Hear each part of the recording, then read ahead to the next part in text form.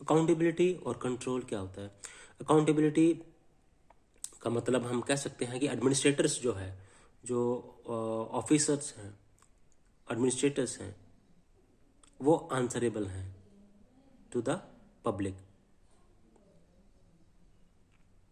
अब कंट्रोल का मतलब क्या होता है? कंट्रोल का मतलब होता है कि कंट्रोल से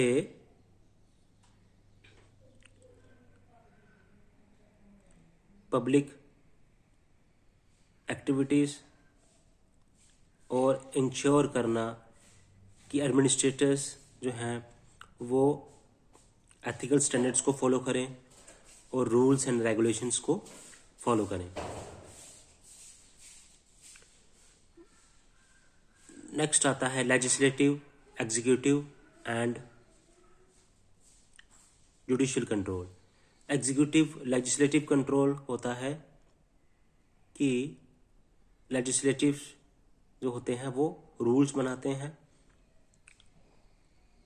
और फ्रेमिंग करते हैं, उनकी कंसेप्चुलाइज करते हैं। एग्जीक्यूटिव बॉडी जो है वो उन रूल्स को इम्प्लीमेंट करती हैं, कंट्रोल करती हैं। एग्जीक्यूटिव एजेंसी है, एग्जीक्यूट करते हैं। और जुडिशियल कंट्रोल का मतलब है कि जो एडमिनिस्ट्रेटर्स हैं उनका कंप्लायंस होना चाहिए, उनका लीगल कंप्लायंस होना चाहिए, और through writ jurisdiction and judicial review किया जाता है। Then next is citizen and administration. अब जब सिटीजन्स पार्टिसिपेशन करते हैं तो क्या होता है? अकाउंटेबिलिटी को स्ट्रेंथ मिलती है। अब सिटीजन्स कैसे पार्टिसिपेशन करते हैं? उनके पास टूल्स हैं, वो पार्टिसिपेट करते हैं थ्रू राइट टू इंफॉर्मेशन, वो पार्टिसिपेशन करते हैं थ्रू सिटीजन्स चार्टर, वो पार्टिसिपेशन करते हैं through public litigation, public interest litigation. ठीक है। सिटीजन और administration, legislative, executive, judicial control, then accountability and control. अब इसमें role of media, interest group and civil society. Civil society, media का काम है एक वॉचडॉग की तरह, वो वर्क करती हैं और वो एडमिनिस्ट्रेशन की करप्शन को वो एक्सपोज करती हैं।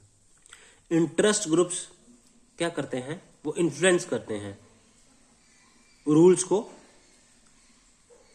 रिव्यू करने के लिए, लॉस को रिव्यू करने के लिए,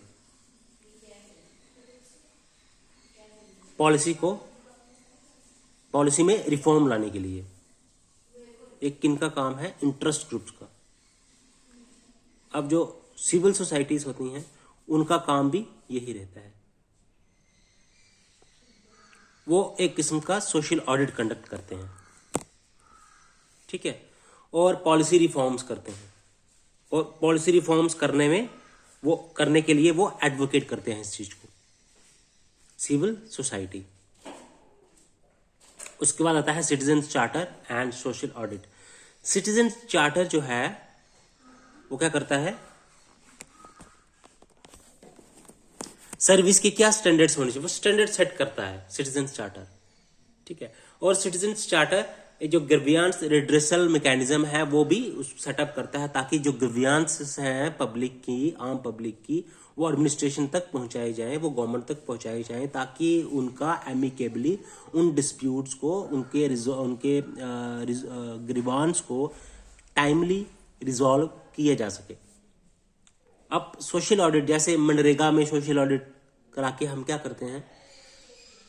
एक ट्रांसपेरेंसी आती है, एक पॉलिसी रिफॉर्म्स का काम होता है। तो अकाउंटेबिलिटी और कंट्रोल को अगर हम सम करें तो मतलब क्या है? आंसरेबल बनाती है, ये कंप्लायंस इंश्योर करती है, चाहे वो लीगल कंप्लायंस हो। ठीक है। चाहे वो जुडिशियल कंट्रोल भी होता है इसमें, जुडिशियल कंट्रोल्स से वो रिव्यू करते हैं, लीगल कंप्लायंस होता है किसके जरिए रिट पिटिशन, रिट जुरिस्डिक्शन होती है जो जजेस के पास, कोर्ट के पास, ठीक है। इंटरेस्ट ग्रुप जो है वो हेल्प आउट करती हैं, सिविल सोसाइटी जो है वो रिफॉर्म्स में वो एडवोकेट करती हैं, सोशल ऑडिट होता है। तो ये सब चीजें हैं अकाउंटेबिलिटी और कंट्रोल के दायरे में आती हैं। अब जो लेजिस्लेटिव है वो बजट के थ्रू बजट्स बनाते हैं, डिफरेंट कमेटीज होती हैं जैसे पब्लिक अकाउंट्स कमेटी, और वो भी कंट्रोल एक्सरसाइज करते हैं थ्रू इन कमेटीज के।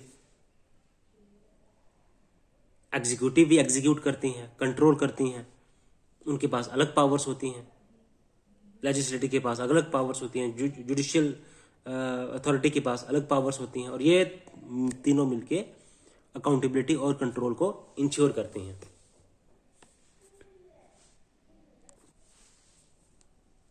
नेक्स्ट आता है एडमिनिस्ट्रेटिव लॉज। अब एडमिनिस्ट्रेटिव लॉज का काम क्या है? ये रिव्यू करते हैं गवर्नमेंट की फंक्शनिंग को, पब्लिक एडमिनिस्ट्रेशन को ये गवर्न करते हैं। क्या करते हैं? गवर्न करते हैं पब्लिक एडमिनिस्ट्रेशन को। कैसे? With in the legal framework. ये चेक है पब्लिक एडमिनिस्ट्रेशन को, गवर्नमेंट के ऊपर चेक है कि उनके जो एक्टिविटीज है वो लॉफुल होनी चाहिए, एक्शन जो है लॉफुल होने चाहिए और जस्ट होने चाहिए। You understand my point? अब इसका मीनिंग, स्कोप और सिग्निफिकेंस क्या है? एडमिनिस्ट्रेशन लॉ का सिग्निफिकेंस बहुत ही ज्यादा है। इसका सिग्निफिकेंस एक तो ये है कि ये कंट्रोल करती हैं पब्लिक एडमिनिस्ट्रेटर्स को, गवर्नमेंट को, ताकि वो लीगल फ्रेमवर्क के दायरे में रह के अपनी एक्टिविटीज जो है वो कैरी आउट कर सके, गवर्नमेंट को रन कर सके, एडमिनिस्ट्रेशन को रन कर सकें। इसमें क्या होता है, चाहे वो रूल मेकिंग हो, चाहे वो एडजुडिकेशन करनी हो गवर्नमेंट ने।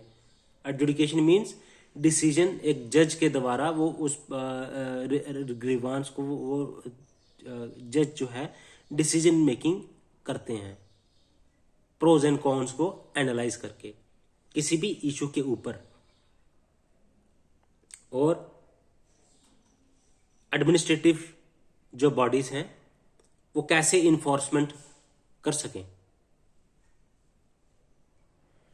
एक डाइसी, अब डाइसी का व्यू क्या है एडमिनिस्ट्रेटिव लॉज के ऊपर? डाइसी कहते हैं कि रूल ऑफ लॉ जो है वो प्रिवेल होना चाहिए, रूल ऑफ लॉ जो है वो होना चाहिए, ठीक है। Then delegated legislature. अब डेलीगेटेड लेजिस्लेशन क्या होता है? डेलीगेटेड लेजिस्लेशन होता है कि लेजिस्लेटिव एग्जीक्यूटिव को डेलीगेट करता है ताकि एग्जीक्यूटिव बॉडी जो है वो रूल्स बना सकें अंडर लेजिस्लेटिव गाइडेंस। उसमें लेजिस्लेटिव की गाइडेंस मिलती है। इससे क्या होता है? फ्लेक्सिबिलिटी मिलती है एग्जीक्यूटिव को। बट इससे अब ये इशू एक ये बन जाता है कि उनका एग्जीक्यूटिव का जो है वो आउटरीच जो है वो कितनी होनी चाहिए, ये एक कंसर्न बन जाता है और इस कंसर्न को एड्रेस करना होता है।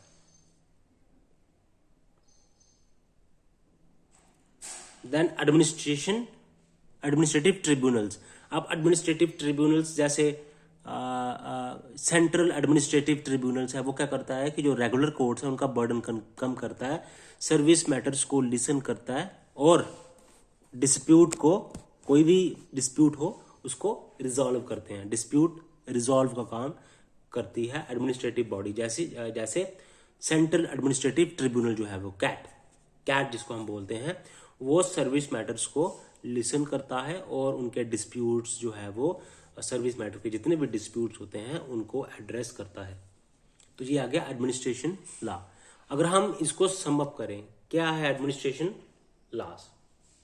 एडमिनिस्ट्रेशन लॉस जो है वो गवर्नमेंट की फंक्शनिंग, ताकि गवर्नमेंट की जो एक्शंस हैं उसको वो लॉफुल होने चाहिए और जस्ट होने चाहिए, जस्ट एंड लॉफुल, ये इंश्योर करता है एडमिनिस्ट्रेशन लॉस।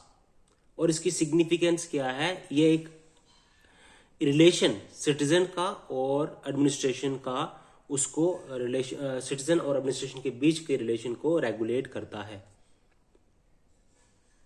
ठीक है। एडमिनिस्ट्रेशन लॉ, इसमें हम देखो क्या क्या हमने इसमें कवर किया। एक तो रूल मेकिंग, डेलीगेटेड लेजिस्लेशन आती है इसमें, एग्जीक्यूटिव जिसमें रूल्स बनाते हैं, उसमें कंसर्न आता है कि उनका उनकी उनकी पावर्स कहाँ तक होनी चाहिए रूल्स बनाने की, जब डेलीगेशन की जाती है लेजिस्लेशन द्वारा एग्जीक्यूटिव को। और एडजुडिकेशन भी इसमें आता है। रूल मेकिंग है इसमें, एडमिनिस्ट्रेशन लॉस में एडजुडिकेशन है, ठीक है। और control by administrative body, enforcement by administrative body, जैसे CAT, central administrative tribunal. Okay, तो ये था एडमिनिस्ट्रेटिव लॉस। अब कंपैरेटिव पब्लिक एडमिनिस्ट्रेशन का जॉब क्या है? कंपैरेटिव पब्लिक एडमिनिस्ट्रेशन का जॉब है कि ये एडमिनिस्ट्रेटिव स्ट्रक्चर्स को, एडमिनिस्ट्रेटिव प्रोसेस को स्टडी करता है डिफरेंट कंट्रीज की, डेवलप्ड कंट्रीज की, और रिफॉर्म्स क्या ला सकें हम एडमिनिस्ट्रेशन में, क्या रिफॉर्म्स ला सकते हैं ताकि हम गवर्नेंस जो है वो एक बेटर हो सके। फॉर एग्जाम्पल यूएसए का जो एडमिनिस्ट्रेशन सिस्टम है वो मेरिट बेस्ड एडमिनिस्ट्रेशन सिस्टम है, ठीक है। अब इंडिया का जो एडमिनिस्ट्रेशन है इसमें ब्रिटिश एरा के ट्रेड है, कुछ इसमें ब्रिटिश के साथ मिलता जुलता है, इसके ट्रेड जो है वो ब्रिटिश ट्रेड के साथ मिलते हैं, जो इंडिया का जो ब्यूरोक्रेसी है। अब इसमें रिग्स और हैडी, ये दो थिंकर्स थे, इन्होंने बताया कि किस तरह से एक ट्रांजिशनल सोसाइटीज में एडमिनिस्ट्रेशन रिफॉर्म्स जो है वो वहां पे करना चैलेंजिंग टास्क है, ठीक है। और इन्वायरमेंट का क्या रोल होता है एडमिनिस्ट्रेशन रिफॉर्म्स में, ये स्टडी किया था रिक्स और हैडी ने। इन्होंने मॉडल्स भी दिए थे, वो मॉडल्स हम डिटेल में डिस्कस करेंगे बाद में।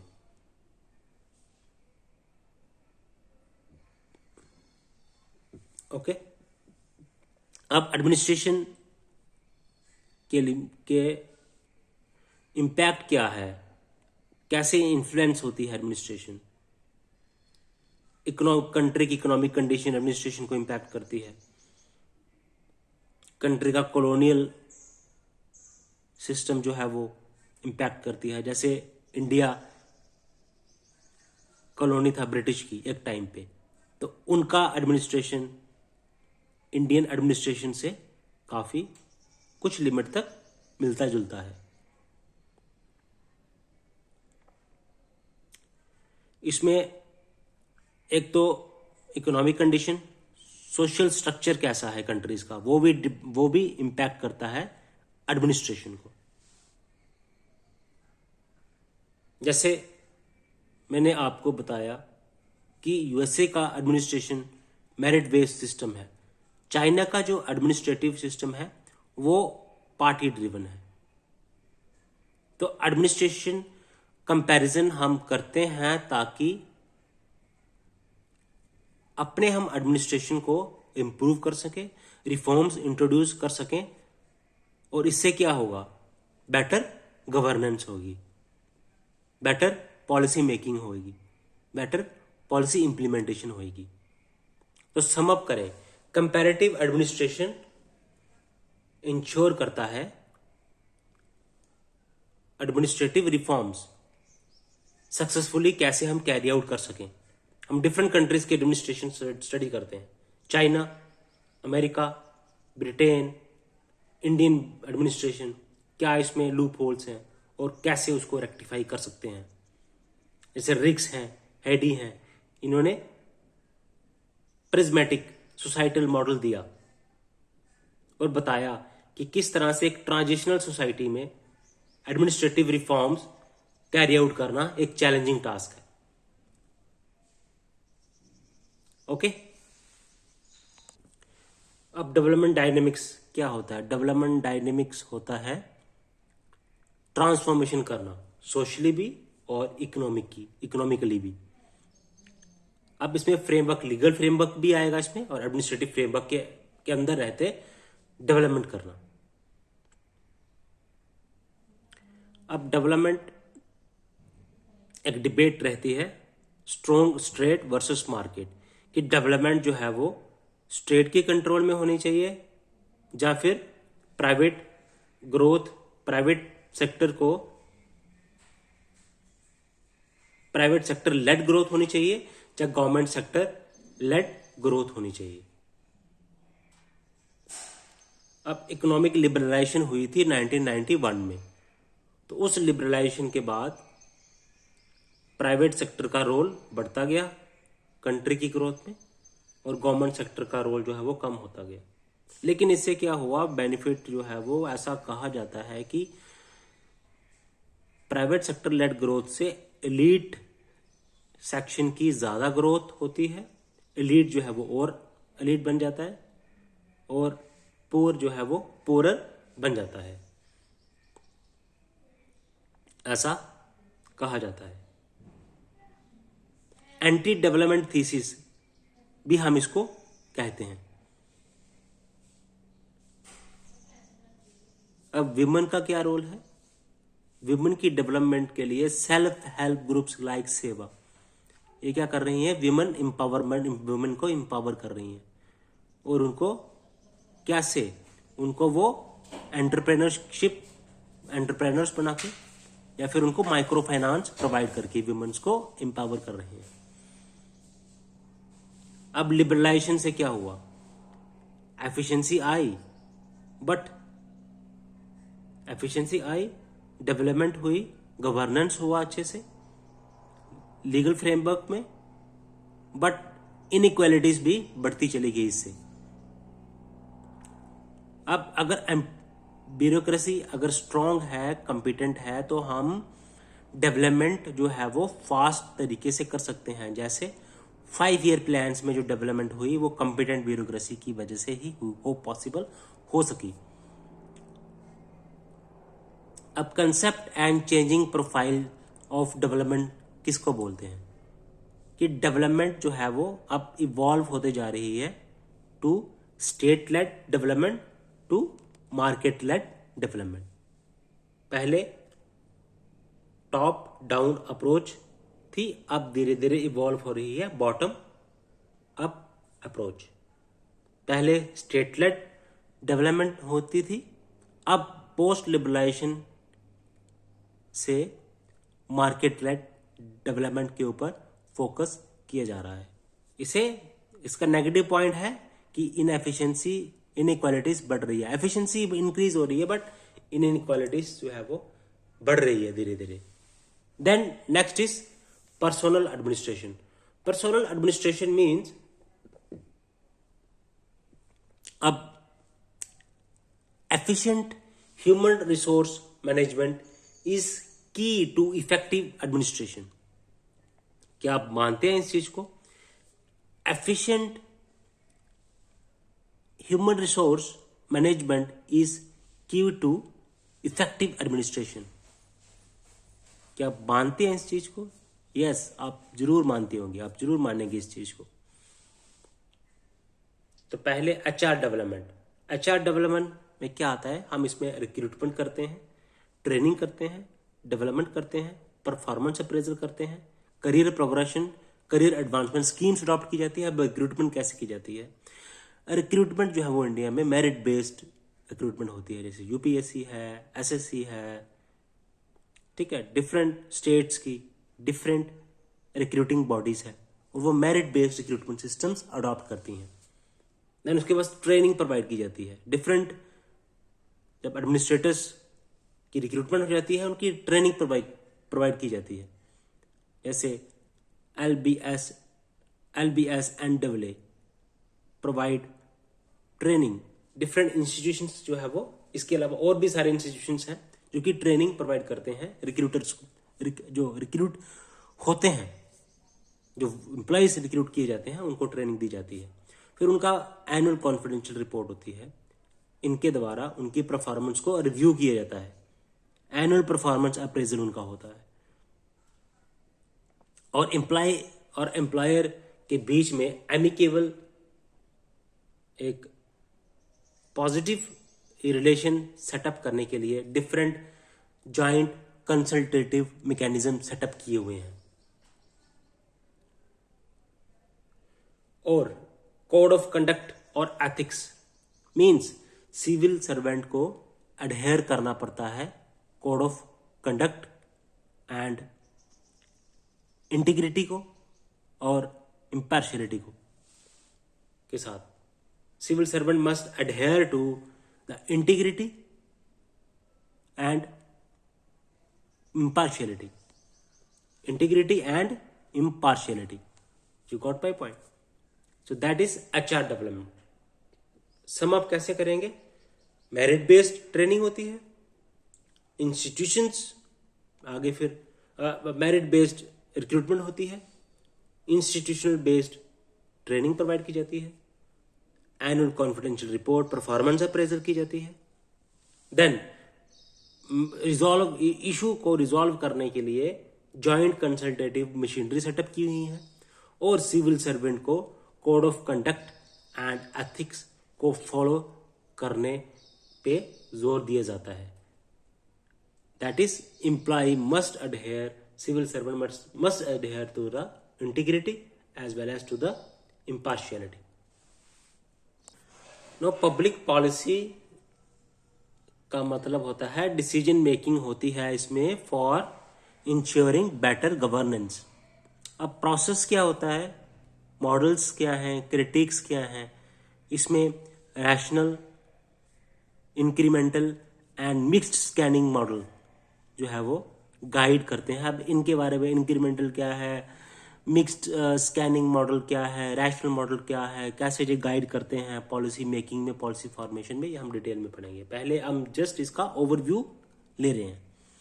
ओके, अब प्रोसेस क्या है पॉलिसी इंप्लीमेंटेशन का? प्रोसेस पॉलिसी इंप्लीमेंटेशन का रहता है, सबसे पहले हम कंसेप्चुलाइजेशन करते हैं, फिर हम करते हैं प्लानिंग के बाद हम उसको करते हैं एग्जीक्यूशन के बाद क्या करते हैं हम मॉनिटरिंग करते हैं, मॉनिटरिंग के बाद हम क्या करते हैं इवैल्यूएशन करते हैं। बट इन पॉलिसी इंप्लीमेंटेशन में ये प्रोसेस में जो पॉलिसी इंप्लीमेंटेशन का जो प्रोसेस है, इसमें एक तो ब्यूरोक्रेटिक इनर्शिया जो है वो इसमें प्रॉब्लम क्रिएट कर सकता है, या फिर पॉलिटिकल इंटरफेरेंस जो है वो पॉलिसी इंप्लीमेंटेशन में